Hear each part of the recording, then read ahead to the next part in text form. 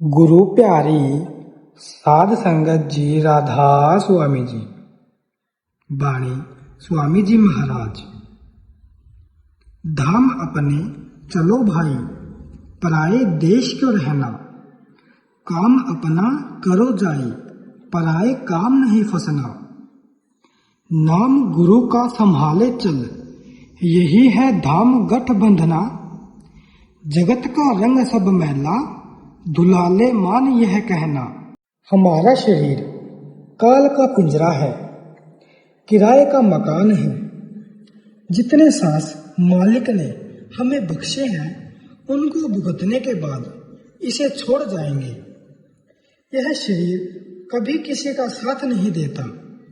बड़े बड़े राजा महाराजा, बादशाह, सुल्तान, शासक, तानाशाह, जिनसे दुनिया थर थर कांपती थी, आज उनकी कब्रों को हम किस तरह नफरत भरी नजरों से देखते हैं। कभी हमारी कब्रों को भी लोग इसी तरह से देखेंगे। लोगों की हड्डियां हमारे पैरों के नीचे आकर रौंदी जा रही है। किसी दिन हमारी हड्डियां भी औरों के पैरों के नीचे आकर रौंदी जाएगी। लोगों की खाक उड़कर आज हमारी आंखों में पड़ रही है। किसी दिन हमारी खाक उड़कर लोगों की आंखों में पड़ेगी।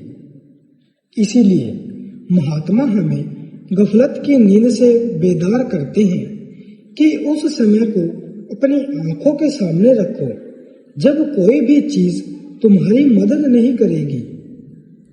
ये बहन भाई, रिश्तेदार, मित्र सब हमारे आसपास ही बैठे रह जाते हैं।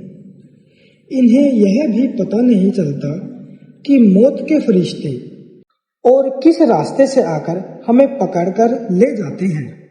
हमारे रिश्तेदार और सगे संबंधी रोने धोने के सिवाय और क्या कर सकते हैं, और वे हमारी क्या मदद कर सकते हैं। उन सब के साथ हमारा लेन देन का संबंध है, गर्जों का प्यार है। कोई पत्नी बनकर आ गई, कोई पति और बाल बच्चे बनकर आ गए। उनसे हमारा जो भी हिसाब किताब होता है, उसके पूरा हो जाने पर कभी वे हमें छोड़कर चले जाते हैं और कभी हम उनको छोड़कर चले जाते हैं।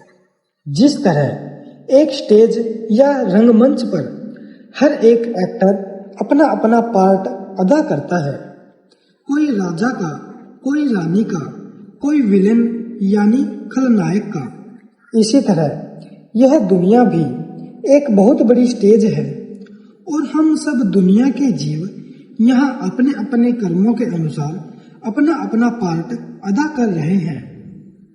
असल में हमारा किसी के साथ कोई भी रिश्ता या संबंध नहीं है।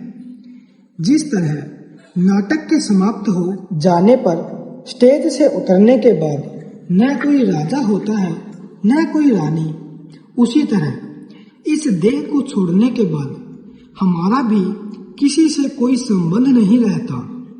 जिस समय किसी को मौत आती है, उसके रिश्तेदार रोते हैं, लेकिन जिस जगह जाकर वह फिर जन्म लेता है, वहाँ खुशियाँ मनाई जाती है।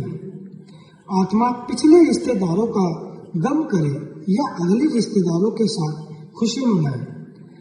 आज सब हम अपने पिछले जन्मों के रिश्तेदारों को बिल्कुल भूले बैठे हैं।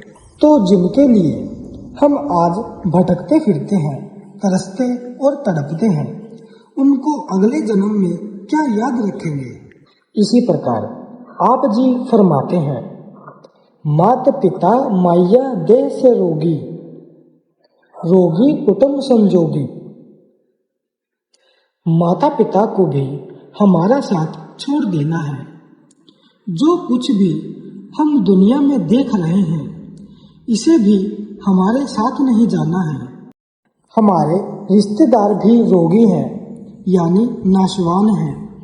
यहाँ तक कि जिस शरीर में हम बैठे हुए हैं, जिससे इतना प्यार रखते हैं और जिसके बनाव श्रृंगार में हम क्या क्या नहीं करते, वह भी यही रह जाता है। इसी प्रकार स्वामी जी महाराज समझाते हैं, धन दारा सूत नाती कहियन, यह नहीं आवे काम, सवास दुआरा नित ही जारी, एक दिन खाली चाम, मशक समान जान यह देही, बहती आठों धाम। वाणी में आप जी का भाव है कि कोई भी रिश्तेदार मौत के समय काम नहीं आता। जिस प्रकार एक तालाब में कितना भी पानी क्यों न भरा हो, उसमें एक नल लगाकर खोल दे तो पूरा तालाब खाली हो जाता है।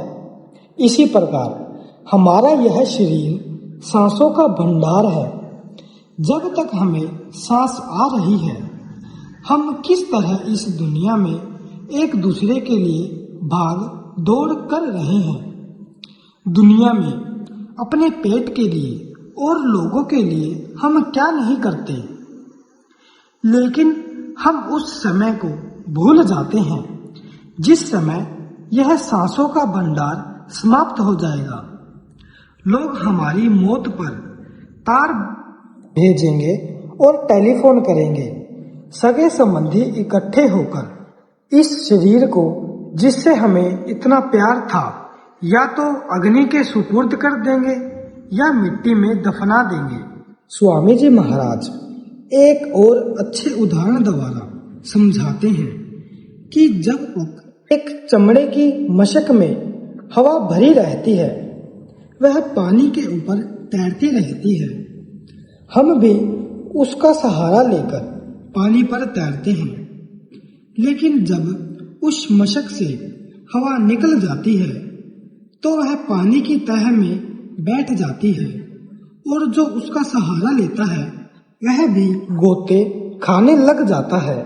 इसी तरह जब तक हमारे शरीर के अंदर सांस आ रही है, इस दुनिया के कामकाज करते हैं और लोग भी हमारा आसरा लेकर अपना वक्त गुजार रहे हैं।